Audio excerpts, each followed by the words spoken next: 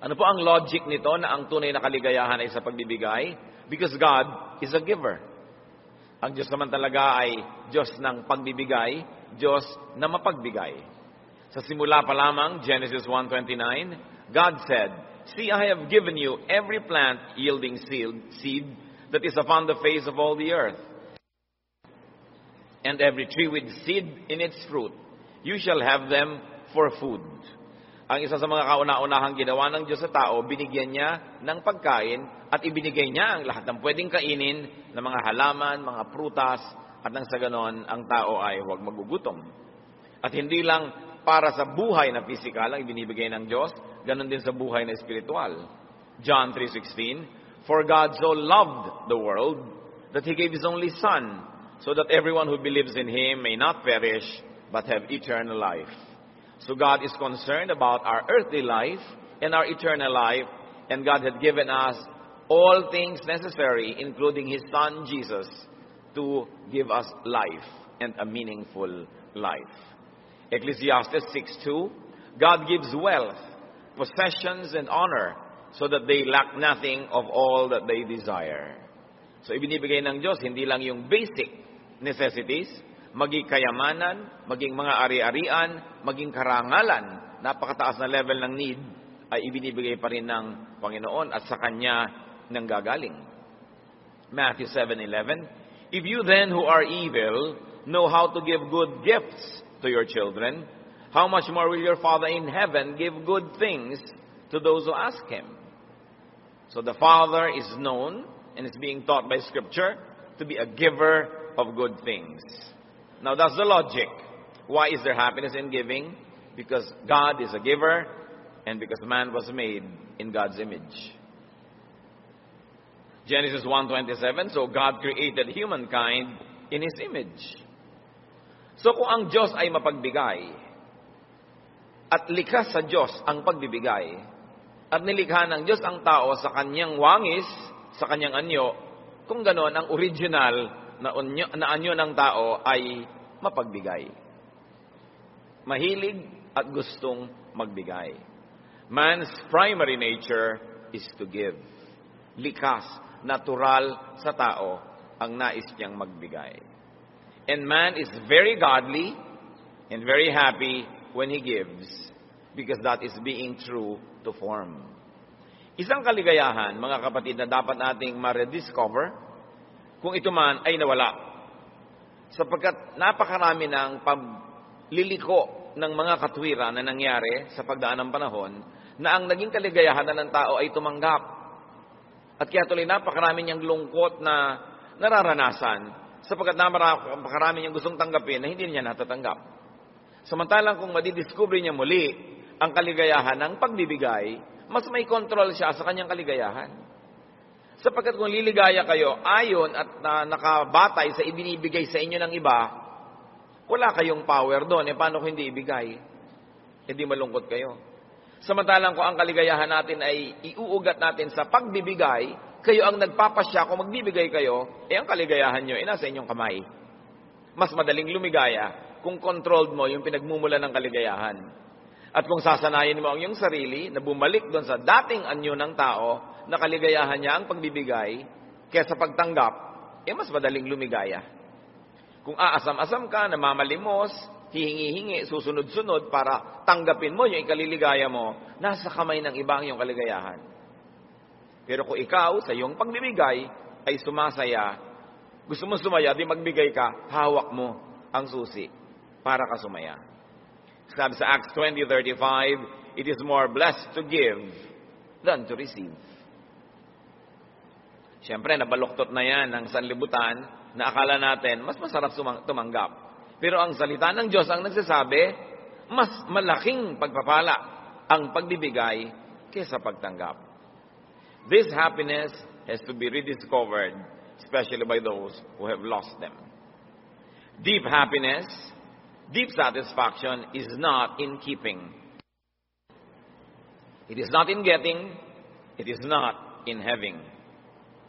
Hindi diyan sa paghahanap, sa pagkuha, at sa pag-maintain ng mga bagay na gusto natin, hindi diyan nakasalalay ang tunay na kasiyahan. Ito ay sa pagpapakawala, sa pagbibigay, sa pagre-release ng mabubuting bagay from you to another person. Proverbs 11:26, the people curse those who hold back grain, but a blessing is on the head of those who sell it. Ang konteksto nito ay kung merong taggutom, yun daw maraming mga pagkain na hindi nagbebenta sa mga taong nangangailangan bumili nito, kaya yan daw mga yan ay isinusumpa ng tao. Pero may pagpapala dun sa nagbibigay, nagbebenta sa panahon ng kasalatan. In other words, they share. At yun pong may mga tao na may masamang iniisip laban sa atin, may sama ng loob, may galit, people who curse us. You read the Bible and you will find that curses have power. May effect. Kaya habang dumadami ang iyong hindi binibigyan, habang dumadami ang iyong tinatanggihan, dumarami ang iyong pinagdaramutan, marami ang nag-iisip ng negative laban sa iyo. At yung pag-iisip na yon nangyayari sa spiritual realm, doon sa hindi physical. And because you also have a spirit, and these people have their own spirits, when their spirits curse your spirit in the spiritual world, you get affected. Mahirap ipaliwanag, pero nangyayari. Napakahigit lalong mabuti that people wish us well rather than curse us, even in their private rooms, even in their own quiet lives, because there are many unexplainable things that happen in the spiritual world. That's why those who give, tumatanggap sila ng pasalamat, papuri ng iba, nadidinig man ang tenga nila o hindi, tumatalab din sa kanilang buhay yung ganong mga bagay. Deep happiness is in giving. Proverbs 11:25, a generous person will be enriched, and one who gives water will get water. So nakita po natin ang isang dahilan ng kaligayahan, sapagkat pag ikay mapagbigay, lalo kang papayamanin ng Diyos. Lalo kang nagbibigay, lalo ka namang bibigyan. At hindi lang Diyos ang nagbibigay sa iyo, marami rin sa mga taong binibigyan mo, susuklian ka rin ng kabutihan. Bihira naman yung ginawan mo na ng mabuti, masama pa ibinalik. So pag nagkaroon niya ng pagkakataon, hindi man ngayon, sa darating na panahon, susuklian din niya ang kabutihan mo. So yung pagbibigay, nagbibigay sa'yo ng kaligayahan, dun lang sa paglabas ng mabuting bagay mula sa iyong kamay, patungo sa iba, may ligaya na. Lalo na kung bumalik pa yon at sinuklian nila. Isang napakahalagang bagay na dapat nating unawain kung gusto nating mas sumaya ang ating buhay. Letting go, giving, is pleasurable. Look at bodily functions. Halos lahat ng ginagawa ng ating katawan na pagbibigay, paglalabas ng mga nandun sa loob, ay masarap, masaya, at malusog. Pinawisan ka, lumabas yung pawis mo, ang ganda ng feeling. Lumulusog ka. When you defecate, when you urinate, pleasurable. Subukan mong pigilin yan at huwag mong palabasin kung hindi nalason ka. And many people are actually being poisoned by keeping toxic things inside of them instead of giving it. At alam niyo mga kapatid, ang isa sa mga nakakalason pagka hindi mo ibinigay, kinimkim mo lang, sinarili, kahit pag-ibig. Mga pag-ibig na hindi maibulala, sabi nga nila, nagiging tagyawat. Mga pagmamahal na hindi mo ipinapahayag, pinipigil-pigil mo lang, nagkakasakit ka. Hindi ka mapakali, balisa ka, mahirap. Kaya dapat talaga yung ganitong mga bagay, ibinibigay. We are made poor by what we keep, made rich by what we give away. In stretching it, we are made sad by what we keep, and happy by what we give away. Yun ang likas ng tao. Kung napapansin niyo na may mga taong lalo nila ikaliligayang magmaramot, magsarili, mangamkam, at huwag magbigay, that is the distorted image of man. That is not the original image of man made after the very personality of God.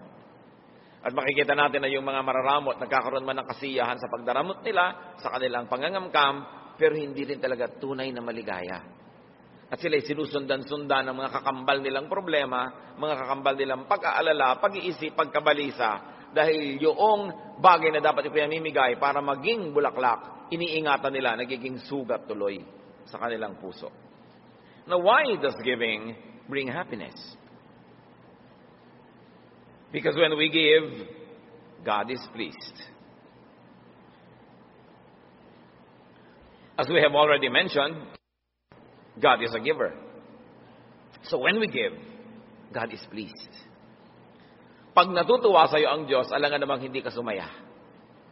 Alam nga namang hindi ka niya pasayahin at hindi makagawa ang Diyos ng paraan para sumaya ka. What's more, when we give God pleasure because God commands giving. Proverbs 3:27, do not withhold good from those to whom it is due when it is in your power to do it. Isa sa mga karunungan na itinuturo sa atin ng kawikaan, huwag mong ipagkait ang anumang magandang bagay, lalong-lalo dun sa mga karapat-dapat na tumanggap nito. Pag ipinagkait mo yan, meron niyang kalungkutan na bibigay sa'yo kahit hindi mo napapansin na dun pala nagmumula ang kalungkutan. Pag merong bagay na dapat mong pakawalan at ibigay sa iba, at buong katigasan ng ulo mong hinawakan at sinarili, magiging kalawang sa iyong sariling bakal. Magiging lason sa iyong espiritu sa halip na naging pagkain ng espiritu ng iba. Parang yung manna that was being given by God from heaven. Noong mga Israelita ay nasa disyerto at wala silang makain, umuulan ng pagkain mula sa langit. At ibinili na sa kanila, kunin mo lang yung kailangan mo. Bukas uulan uli niyan. Yung mga ibang makasarili, nagtago, nag-imbak ng lampas sa kanilang kailangan. At nung makita nila anong nangyari, inuod, nabulok, nasira. Kasi kumukuha sila ng hindi naman nila kailangan, iniimbak nila, itinatago nila, nabulok lang. At napagalitan sila tuloy. Sinabi na sa inyong huwag kayong kumuha ng hindi nyo kailangan kasi sa pagkuha nyo, baka yung may kailangan nun, nawalan tuloy. Ang dami-dami yung tuwalya sa cabinet nyo, ang dami-daming pamilya, iisa yung tuwalya, nagkakahawa-hawa na sila ng galis. Ang daming mga tao, walang kadamit-damit, tas ang dami mong ekstrang damit, di mo kailangan. Kahit hindi nyo nakikita, literally na nabubulok yon sa cabinet nyo, in the spiritual world, nabubulok yon at nilalason kayo kasi hindi nyo kailangan, iniingatan nyo. Samantalang kailangan ng iba. So, ang napakaganda, yung pawalan mo yan at nang may makinabang at natutuwa ang Diyos pag ginagawa mo yon, papasayahin ka. At kung ikaw na ngayon ang may kailangan, alaga namang hindi ka bigyan ng Diyos, samantalang sumunod ka sa iniuutos niya na ibigay mo yon sa iba. Pag ito'y muli nating naunawa, mas maraming kasiyahan na mararanasan ng tao. Because God's pleasure brings happiness to His people. When we give, the godly spirit of the giver is edified. Kung pasisimplehin natin yung mga kapatid, meron tayong dalawang uri ng espiritong namamahay sa ating puso. Yung makadiyos na espiritu at yung makasalanan na espiritu. Pag tayo'y nagbibigay, pinasasaya natin yung makadiyos na espiritu. Pag hindi tayo nagbibigay, pinalulungkot natin yung espiritu na yon. At kung yung espiritu ng Diyos na namamahay at namumuhay sa atin ay nasisiyahan, mahirap ba na tayo man ay sumaya rin? When we give, the higher person of the giver is pleased. The lower person may be displeased. Kaya pag nagbigay ka, mamaya, yung lower person mo, nagsasabi, ba't mo binigay? Baka mamaya kailangan mo yon. Baka mamaya, hindi ka bigyan yan. Baka hindi ka naman maging mabuti sa'yo yan. Hindi naman siya tumanaw ng utak na loob sa'yo. Ginaganong-ganong ka nung lower personality mo. But your higher personality says, it is good. It is good to give. It is God's will. You are godly. It is God's command. Laging nagtatalo yung dalawang yan. Kailangan ng pinapapanalo natin yung mas mataas na uri ng pagkatao natin. Yung mas malapit sa Diyos kaysa mas malapit sa lupa. Kaya ang sabi ng 2 Corinthians 9:7, God loves a cheerful giver. Hindi nagbibigay ka nga, nakasimangot ka, nagbibigay ka padabog. Baliwala yun. Ibinigay mo sa physical world, pero in the spiritual world, God counts it as not giving at all. Binigay mo pa. Wala rin yan kasi hindi mo naman ikinasiya. When we give, the nobility of the human spirit triumphs. Ang nagwawagi ay yung maginoo, yung maharlika, yung mataas na uri ng ating pagkatao. Kaya nang pag nagwawagi yon, katulad ng pag yung mataas na uri ng pagkatao natin nasisiyahan sa arts, sa music, sa fine things, tumataas ang level ng ating kaluluwa. Lumalapit doon sa lumikha sa atin. Kaya yan ay nararamdaman. When we give, the recipient, not only us, but the recipient is given happiness, of course. Nagbigay ka, sumaya ang Diyos, sumaya ka, at higit lalo, sumaya yung binigyan mo. Yung binigyan mo is made happy. Mga kapatid, giving is an art. Dapat nagpapasaya. Hindi yung may exchange gift, ang ibibigay mo lang kung ano na lang, na para lamang may maibigay ka so that you will meet the requirement na nung exchange pa yung may ibinigay ka. Pero nung buksan ba niya ang regalo mo, sumaya. Dapat sumasaya. Ipinagluto mo ang mahal mo sa buhay, wala namang kakwenta-kwenta yung lasa. Ibinili mo nga ng tsinelas, ang liit-liit o ang laki-laki, hindi mo malang pinag-aralan ang size ng kanyang paa. Sumama pa loob, ang tagal-tagal na akong kasama, hindi malang alam ang size ng paa ko. Tapos magre-regalo ka kalendaryo. Sino naman ang natutuwa dyan sa kalendaryo? Diba? Lahat ng cellphone may kalendaryo na ngayon. So, para lang may maipulupot ka, malagyan mo ng ribbon. Yung iba magre-recycle na lang ng mga regalo ko. Basta may maibigay ka na lang. Huwag kayong basta bigay lang ng bigay. But the recipient should be pleased. Ministry kasi yun eh. Nagpapasaya ka. Ang daming ganyan mga reklamo sa mga opisina, sa mga pamilya, may exchange gift. Feeling ng iba, lagi na akong lugi. Ay, ang nakabunot sa akin, si ano na walang kakwenta-kwenta magregalo to, CD. Diba yung, di ko naman papakinggan yung CD na yan. Di ko naman babasahin yung libro na yan. Yung kung ano na lang maibigay. Ngayon, kung ang binibigyan mo ng regalo, talaga mahilig sa music o mahilig dun sa magbasa, bagay. Pero huwag yung basta may maibigay ka na lang. Philippians 4:18, si Paul na tumanggap ng mga regalo mula sa kanyang tinuruan, sabi niya, I am fully satisfied now that I have received from Epaphroditus the gifts that you sent. Sabi niya, siyang-siya ako sa ipinadala nyo. Tuwang-tuwa ako. Huwag yung di lang may maiabot, kundi ikinasiya nung tumanggap.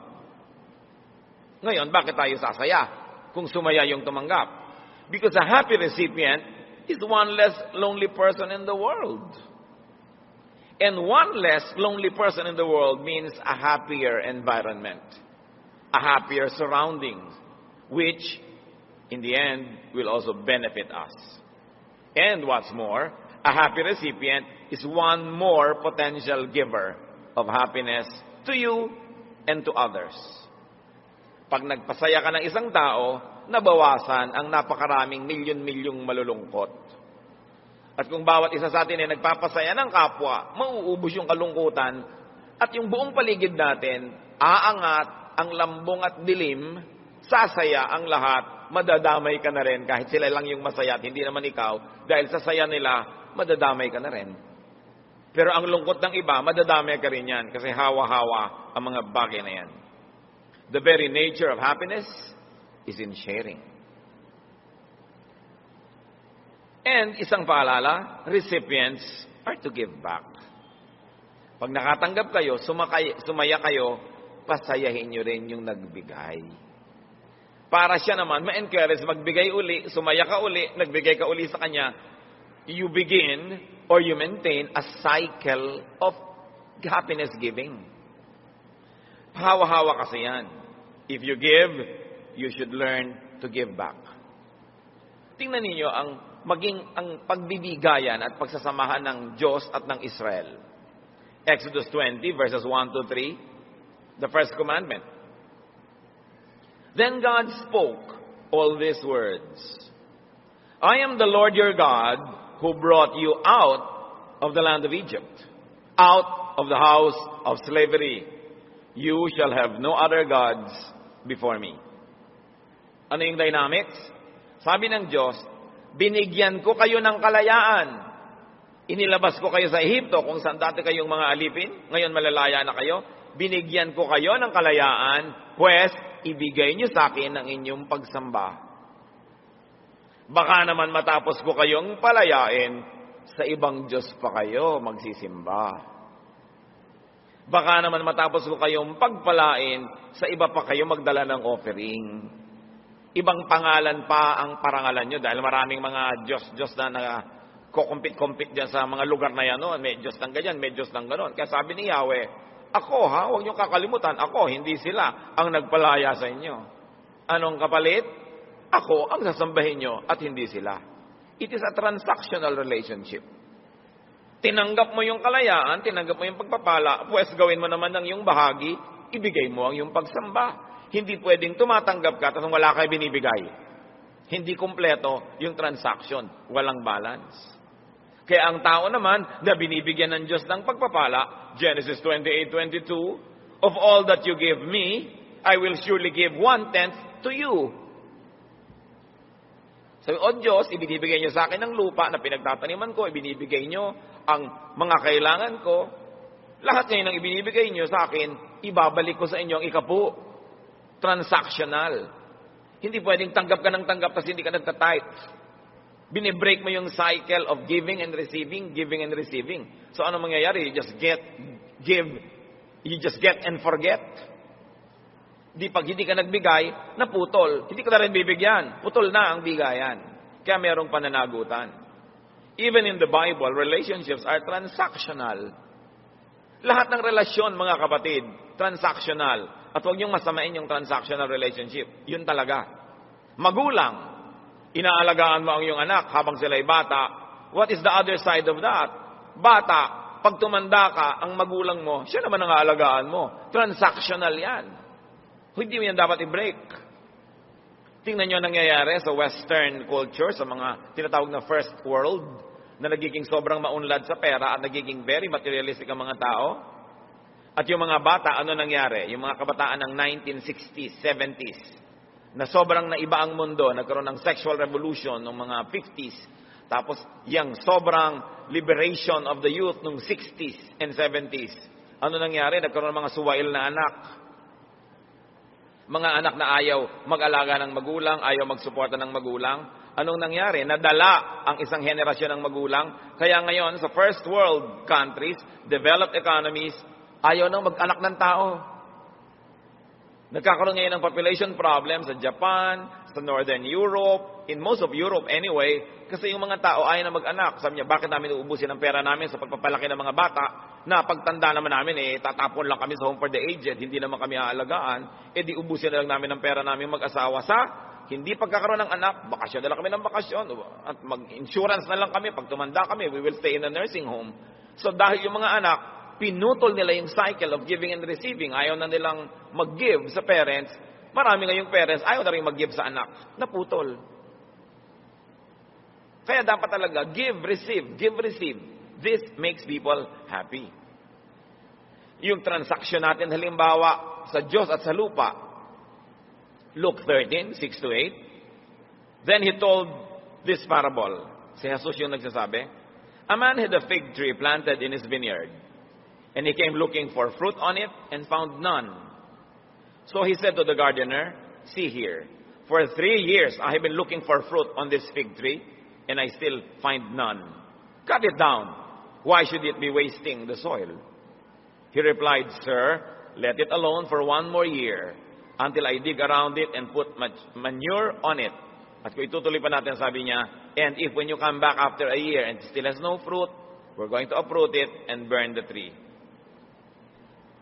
Jesus here, giving a parable na yung God yung may-ari ng garden.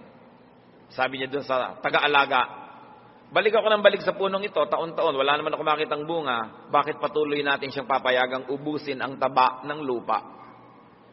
Sumisipsip siya ng tubig, ng mga nutrients, tumatanggap siya ng liwanag, ng araw, wala na tuloy tumutubong iba sa lugar na yan, tapos wala namang bunga, bunutin yan. Sabi ng gardener, bigyan niyo pa po ng 1 taon. Dadagdagan ko pa ng pataba. Ibig sabihin, bibigyan pa po natin. Pag hindi pa siya nagbigay sa atin ng bunga, susunugin na natin. Maging ang Diyos, ayaw niya magsayang ng resources sa mga taong ayaw naman mamunga. Sa mga halamang ayaw mamunga. So kailangan pag may tinanggap ka, magbigay ka. Yun ang rule of nature. And there is so much unhappiness because that is being broken by people. 1 Corinthians 9:10. When the plowman plows and the thresher threshes, they ought to do so in hope of sharing in the harvest. This is an old agricultural transaction na may mga tao na namamayani, hindi sila binabayaran sa kanilang pagtatrabaho, bayanihan. Pero sabi, pag merong isang nag-araro, nagbungkal ng lupa para sa'yo, ikaw yung may lupa, sa dakilang lupa mo, hindi mo na kayang bungkalin lahat yan, meron kang nilagay dyan ng mga taga-bungkal, at nung anihan na, hindi mo na kayang anihin lahat yan, kukuha ka ng mga taong taga-ani, taga-putol ng mga grain. Sabi, yung nag-aararo, yung nag-aani, ginagawa niya yun dahil umaasa siya na may parte siya doon sa lahat ng mga harvest. Alam nga naman pagkatapos na nandiyan na yung harvest, thank you na lang. Kailangan kaparte siya. So ang sinasabi dito, lahat ng may input dapat may maiiwi. Lahat ng nagbibigay dapat tumanggap sa lahat ng uri ng transaction. Kaya yung mga nag-aral ng medisina, ang tagal-tagal nag-aral, tapos mo, Doktor, 3 minutes yun lang kung tinignan, tapos 500. 9 na taon po ako nag-aral. Diba? Bakit mo sinusukat doon sa akin pagpitik-pitik sa likod mo? Bago ka natutunang pitikin yan, 9 na taon. Alam nga namang nag-aral siya, ayaw man siyang pakitain man lang. Lalong-lalo yung mga kamag-anak ng mga doktor.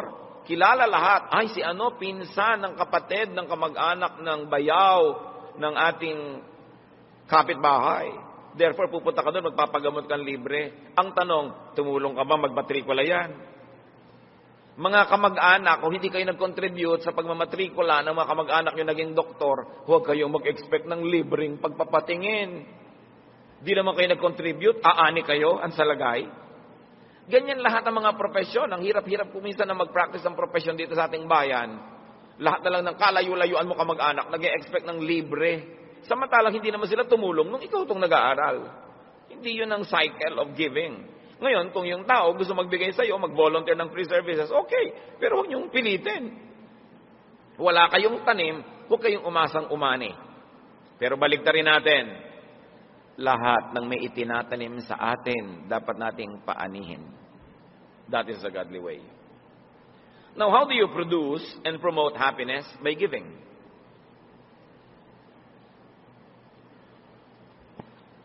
Give to those who deserve it. Nag-aral yung tao, bayaran mo ng professional fee. Kung may discount ka man, salamat. Pero ba't ka may discount? Nagne-negosyo yung tao, may tindahan, may grocery, may whatever. Sister, meron bang discount? Bakit ka humihingi ng discount? Ayaw mo siyang tumubo? Patayin mo na lang. Saksakin mo, lasunin mo. Total gusto mong patayin eh. Di ba? Yung gusto mo siyang ma-deprive ng income, ayaw mo siyang kumain, ayaw mo siyang magkapera, pinapatay mo na siya nun. Indirectly lang. Don't expect discounts. When they give it to you, salamat. When they keep giving it to you, start refusing. Dahil hindi ka naman karapat-dapat tumanggap nun eh. Bakit? Liba na lang talagang buong puso, taos puso, at ikinagagalak niyang bigyan ka. Give to those who deserve it. Proverbs 3:27, as we have already read, do not withhold good from those to whom it is due when it is in your power to do it. Ano pa yung mga dapat ibibigay sa dapat tumanggap? Wages,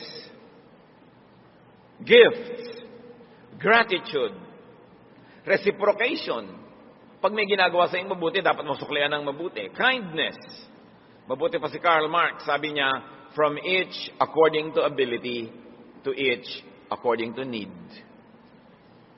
Ano ba yung kaya mo? Ano ba yung kailangan niya?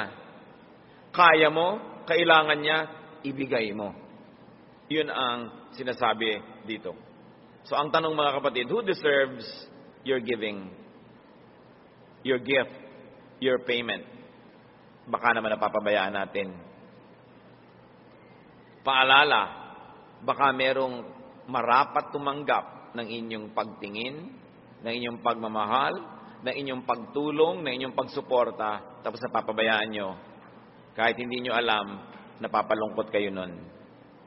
Kasi umiiral yung batas ng kalikasan, inaani mo ang itinatanim mo. At kung itinatanim mong ganyan, ingratitude, sa palagay mo, happiness will come to you. So give to those who have given and who continuously give to you. Huwag tayong masanay na laging nasa receiving end. Yung mga estero, kaya mabaho, they always receive, but they do not give. Barado. Yung mga constipated, you receive and receive. You do not give. What happens? You become unhealthy. So dapat, yung lahat ng nagbibigay sa atin, bigyan din natin. Proverbs 19:6, many seek the favor of the generous, and everyone is a friend to a giver of gifts. Pero, let's be real friends to the giver of gifts by giving back. Give to those who give not only to you, but also to others. Pag may nakita kayong taong mapagbigay sa iba, bigyan nyo siya kahit hindi kayo yung binibigyan. Para patuloy siyang may maibigay sa iba. Pag may nakikita kayong mga NGOs, institutions, churches, that really give to others, support those institutions so that they can continue doing good. Because people and institutions who give to others deserve and need your gift, your support, and encouragement. Why? Because they make the world a better place. They make people's lives better. And when people's lives are better, your life will be better too.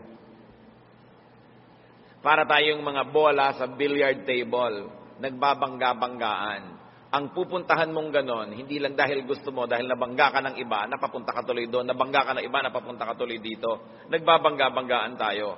At kung ang mga bola na bumabangga-bangga sa inyo ay marurumi, dudumi rin kayo. Kung sila ay mabango, babango rin kayo. So habang pinaparami natin ng masaya sa mundo, sasaya rin tayo. Dahil sila man, directly or indirectly, will make us happy. So nagdadamayan ang mga tao, nagtutulungan. Philippians 4:14 and 19. In any case, it was kind of you to share my distress. And my God will fully satisfy every need of yours according to His riches in glory in Christ Jesus. Si Pablo, he was giving to people. He was giving his time. He was giving his talent. He was giving his ministration, his prayer, his advice, his teaching, his preaching. So the people who saw that kept supporting him. At sabi niya, napakabuti niyo na kayo ay tumutulong sa aking mga kagipitan. At ang Diyos na nakakaalam niyan, ang siyang magsusukli sa inyo. At bibigyan niya kayo ng kasiyahan ayon sa napakayaman niya na kalagayan. So nakikita natin na hindi mo ako natutulungan, pero tumutulong ka sa iba. Therefore, bibigyan kita. Kasi yung mga tinutulungan mo, they become less problematic. Pag nakakatulong ka sa tao, hindi na sila nagiging mga pabigat, hindi na sila nagiging mga konsumisyon, di ba makikinabang din ako nun, directly or indirectly, so I should support you. Give to those who give to God. Mga kapatid, kaya tayong mga mananampalataya, dapat yung mga negosyo ng ating mga kapatid, ating tinatangkilik. Pag bumili ka sa tindahan ng isang hindi mananampalataya, kanyang-kanya na lang yun, baka dalhin pa niya sa masama yung pera. Pagka tinangkilik mo, negosyo ng kapatid natin, nagta-tithe pa yan, nag-o-offering pa, tapos may mga charitable works, doon mo dapat inilalagay yung pera mo. Doon sa kamay ng taong dadalhin yun sa paanan ng Diyos. Kaya dapat kinikilala ninyo. Kaya nga tayo kumisa, nagka-trade fair, gumagawa tayo ng mga trade bazaars, tiyangge-tiyangge. Because I like you to know your brothers and sisters who are in business. So that when you need such services or goods, sa kanila kayo makipagnegosyo para yung inyong pera mapunta sa kanila kaysa sa iba. Sapagkat napakasarap bigyan ng pera ang Kristiyano dahil binibigyan niya ng kaluwalhatian ng Diyos, mabuti siya sa kanyang kapwa, kaysa ibigay niyo kung kani-kanino lang. To those who give to God and serve God, they deserve our gift, our support, our service, our ministration, our patronage. 1 Corinthians 9:14, the Lord commanded that those who proclaim the gospel should get their living by the gospel. Lalong-lalo yung mga naglilingkod sa Diyos, sinasabi sa Biblia, nagbibigay buhay sila sa mga tao, so sila naman dapat buhayin ng mga tao. So empower those who empower others. Give to those who serve God. It's a very, very beautiful concept. Now, we have said already, give to those who give to you, give to those who give to others, give to those who give to God. Now, give to those who do not even deserve it. Si Jesus yan, kaya siya unique. Pag nagturo si Jesus, laging may bagong twist eh. Dati, give to those who deserve, dinagdagan niya, give to those who do not even deserve. Yun si Jesus. Matthew 5:41, and if anyone forces you to go 1 mile, go also the 2nd mile. Sabi ni Jesus, may nagpapasama sa inyo ng 1 mile, samahan niyo pa ng 2. May humihingi ng inyong jacket, ibigay niyo yung isa niyo pang suot dyan na balabal. Yan si Jesus, unique. Gusto natin magpaka-Kristiyano, talagang hindi ka lang nag-give to those who deserve, you give to those who do not even deserve. Proverbs 25:21, if your enemies are hungry, give them bread to eat. And if they are thirsty, give them water to drink. Yun ang pinagkaiba. Because when you give to those who do not deserve it, there will be one less lonely and needy person. And you have a very beautiful chance of having one more grateful person, therefore another potential giver. Reverse the cycle of selfishness. Nakita niyo sa handaan, halimbawa, magdadala kayo ng mga pagkain, potluck, na yung maraming maarting Kristiyano, ni ayaw sabihin yung luck, pot bless dapat. Pot bless ko, ikakaligayan nyo. No? Ang point, pagka nakita mo yung iba na talagang dadala, gaganahan kayo magdala. Pero pag nakita mo yung iba, kung minsan naman kami nag-potluck, ang konti nung dala nung iba, ang dami kong dala, nalugi yata ako, next time, alam ko na, kukuntian ko rin yung dala ko. Ngayon, pagka hindi pa natatapos ang handaan, yung iba nagbabalot na ng iuwi, ikaw hindi nagbalot, lahat sila may uwi, ikaw wala, so next time, uunahan ko sila magbalot. Nakikita nyo yung cycle. Pag may mga taong nang encourage ng positive cycle by giving, the others give also. Pag may nagpasimula ng cycle of selfishness na hindi nagbigay, kumuha pa, yung iba, next time, yun din ang gagawin. Hanggang mamaya, naghahandaan kayo, paubos yung handa. Imbes parami ng parami. So mga kapatid, we are salt of the earth, light of the world. Dapat lagi nating i-reverse. Pag nakakita tayo ng karamutan sa ating family, ano ba naman yung mga family reunion na lang, ako na lang lagi nagdadala, huwag kayong manghinawa na magdala, dahil may mga mabubuting loob din doon na may encourage. Next time, magdadala na rin sila. At huwag na huwag tayo yung nagtuturo sa iba na maging waes, na dahil ginawa mo yon, kumuha ka ng kumuha. Yung dating hindi kumukuha na rin. Kasi nahawa sa'yo. We can begin a cycle of goodness. We can break a cycle of badness if we like. Saan tayo maglilingkod? Natural, tayong mga anak ng Diyos, yung mabuti ang papairali natin. Christianity is giving.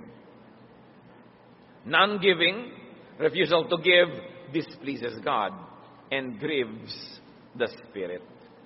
Ephesians 4:30, do not grieve the Holy Spirit of God. Napapalungkot pala natin ang Diyos. Pero ang maganda doon, pwede rin natin pasayahin. So pasayahin na lang natin siya. Si David, nung humingi siya ng pagkain kay Nabal, siya ay tinanggihan. Samantalang dapat naman siyang bigyan. 1 Samuel 25:37-38. In the morning, when the wine had gone out of Nabal, his wife told him these things. And his heart died within him. He became like a stone. About 10 days later, the Lord struck Nabal and he died. Itong mayaman na tao na ito, dapat magbigay kay David at sa pangkat ni David ng pagkain dahil meron siyang piyesta. At sa haba ng panahon, hindi naman sila minolestya, ginalaw, ninakawan ng grupo ni David who controlled the countryside. Humingi sa kanya ng pagkain dahil pista naman, hindi siya nagbigay. Binalak ni David na salakayin ang kanyang tahanan at patayin lahat ng lalaki doon. Pero napigil ni Abigail, yung asawa ni Nabal. Dahil si Abigail, nagbigay David, huwag mo na kaming patayin, bibigyan na lang kita. Sorry, ako may kasalanan yan. Ako dapat ang nagpabigay sa'yo kasi ako ang woman of the house. Inako nitong si Abigail ang kasalanan. So hindi natuloy na imasakar ni David yung buong sambahayan ni Nabal. Yung Nabal, lasing na lasing, hindi niya alam na he could have died that night. Nung hindi na siya lasing kinabukasan, nung sinabi ng kanyang asawa, alam mo, muntik na tayong patayin lahat dito. Kasi ikaw, hindi ka nagbigay kay David eh. Nung nalaman ni Nabal, ano nangyari? Na-paralyze siya, bigla. At matapos ang 10 araw, sabi ng Biblia, the Lord struck him. Pinatay siya bigla ng Diyos. No? Hindi kasi siya nagbigay, dapat siya nagbigay. Hindi man tayo napaparalyze physically, mga kapatid. Hindi man tayo namamatay physically. Pag hindi tayo nagbibigay sa dapat nating bigyan, God strikes us. And there's a certain part of us that gets paralyzed. There's a certain part of us that dies. And if we are so spiritually blind, we are not even aware of it. And we go on in life wondering why we are not happy, why we are not prosperous, why we are miserable. Nagkukulang siguro tayo sa pagsusukli ng kabutihan sa dapat nating suklian. Non-giving frustrates and hardens others. Non-giving teaches others to be selfish. Non-giving promotes selfishness. Pag di ka nagbibigay, tinuturoan mo ang iba na maging maramot din kasi hawa-hawa. But Christianity reverses that. Sa Acts 2:44-45, all who believed were together and had all things in common. They would sell their possessions and goods and distribute the proceeds to all as any had need. Akala nyo komunismo ang umimbento niyan, sosyalismo? No, mga Kristiyano.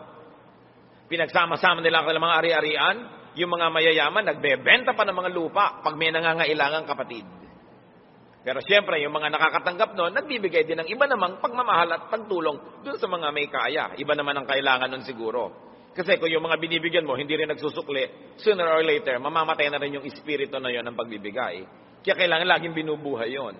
Pag binigyan ka, bigay ka rin. Para hindi siya mawala ng gana. Napaka-importante sa mga pamilya, lalo kayo mga panganay, magbigay kayo ng mabuti sa inyong mga kapatid. Promote a culture of giving.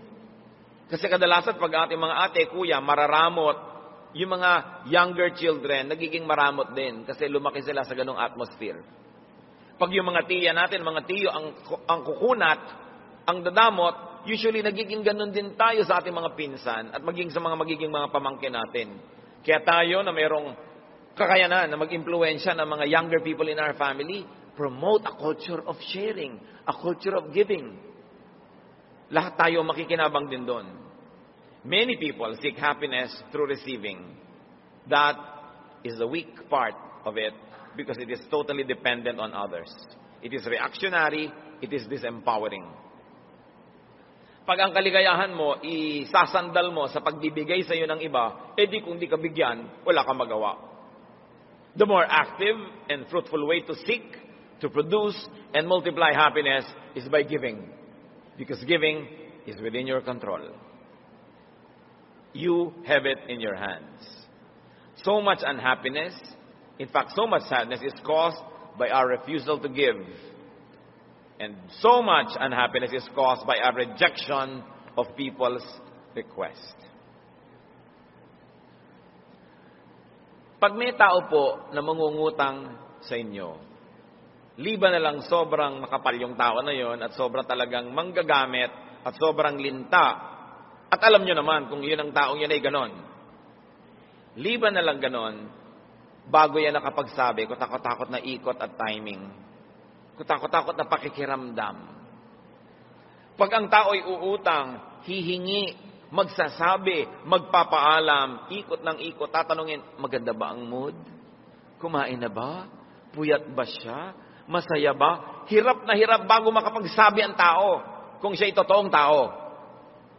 Mga kapatid, pag may nagsabi, may humihingi, may nagpapaalam, may nagsusumamo, merong ipinapakiusap, isipin nyo na lang, napakalaking pag-iipon ng lakas ng loob ang ginawa niya para lang magsabi sa inyo. Para nyo lang biglang biguin. So, sinasabi sa Bible, give to those who deserve when it is in your power to do so. Huwag kayong manghiya. Do not refuse people flatly. Just because you happen to hold power in your hand at the moment. Because you don't know, sa isang iglap, malipat sa kanya yung kapangyarihan at kayo naman tong kailangang mamalimos. Kayo yung kailangang humingi. Gusto kong bigyan ng diin, liban na lang ang taong ito, notorious talaga sa pagiging linta, na pwede nyo talaga i-refuse dahil sinipsip na ang dugo nyo sobra. Liban na lang ganon. Kung kaya nyo, mga kapatid, huwag kayong tumanggi. Mahirap yung nakakasugat tayo ng damdamin, nakakasakit tayo ng kalooban. At yung taong tunay na tao, yung taong may hiya, yung taong may paggalang din naman pagtingin sa sarili niya, sobrang pagpapakababa ang kailangan niyang gawin para siya manghingi.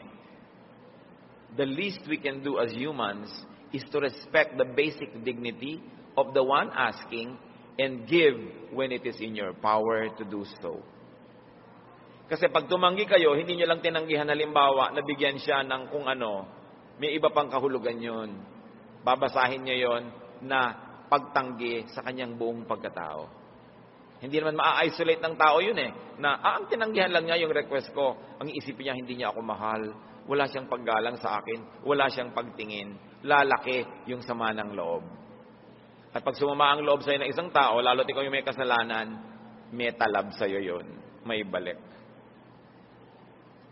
Proverbs 11:17, those who are kind reward themselves. Yun daw mabuti ang talagang binibigyan nila ng gantimpala, sarili din nila. Una, dahil sumaya sila sa pagbibigay. Pangalawa, yung binigyan nila, magbibigay din yun. At hindi man, sumaya naman yun, nabawasan ang malulungkot sa paligid, na kinabang ka rin. At sinasabi sa Galatians 6:7, you reap what you sow. Kung anong itinatanim mo, aanihin mo. So magtanim ka na lang na magtanim na mabuti, magbigay ka ng magbigay ito yung kaya mo, kasi aanihin mo rin yon. Kung hindi naman, nauna ka na umani. Kung minsan naman, na-advance na yung blessing sa'yo, ano ba naman na magbigay ka? Ikaw na yung unang nakatanggap. Hosea 8:7, for they sow the wind, and they shall reap the whirlwind. Ang nagtatanim naman ng negative, higit iba yung negative things ang kanyang aanihin. At ulitin natin ang Proverbs 3:27, do not withhold good from those to whom it is due when it is in your power to do so. Sa Nehemiah 13:14, pansinin niyo ang pagdarasal. Remember me, O my God, concerning this, and do not wipe out my good deeds that I have done for the house of my God and for His service. Hindi ito panunumbak.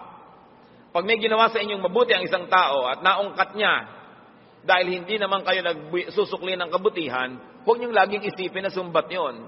Paalala lang yun. Kasi ang paalala ay gamot sa taong nakalilimot. Na ang transaction, pag binigyan kita, tinanggap mo yon, sumasang-ayon ka, nabibigyan mo rin ako sa abot ng iyong makakaya. Transaction talaga yan. Kaya ang sabi nitong propeta, Diyos, huwag niyong limutin lahat ng ginawa ko para sa inyong sambahayan at para sa inyong mamamayan. In other words, pakinggan niyong dilangin ko, ibigay niyo ang hinihingi ko. Dahil sa inyo man ay nagbigay ako. At hindi yun minasama ng Diyos. Huwag sumasama ang loob niyo kung nauungkat ang mga kabutihang nagawa sa inyo. Lalo't hindi naman kayo nagsusukli. Dapat nyo talagang maalala para malaman mo kung saan ka nakatayo at lumagay ka sa lugar. Those who give are entitled to receive. So, be kind to those who ask.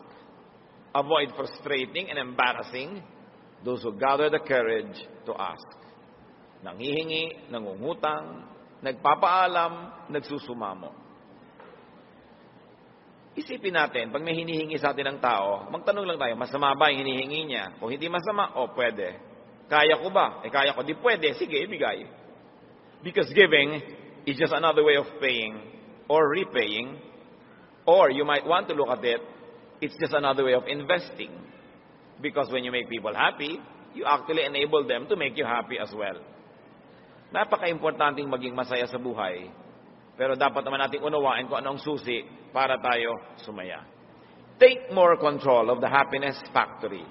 Do not depend on givers. Be the giver yourself. Sa itong bagong-bagong taon pa lamang, sa mga bagong-bagong taon ang nag-birthday, sa bagong-bagong taon ang nag-anniversary, tanong mga mag-asawa, are you really giving enough to the satisfaction of your partner? Hindi sinasabing just give to the satisfaction. Nasisiyahan ba ang binibigyan nyo? Are you just giving little bits and bits and bits? Nasisiyahan ba yung kumakain o nabibitin lang? Binibigyan nyo ba ng ganap na kasiyahan? When you make others happy, you are actually positioning yourself to be happy as well. Salamat, Panginoon, dahil kami patuloy niyong tinuturuan. Binibigyan niyo kami ng kakayahan na maunawa ang susi ng kasayahan sa buhay.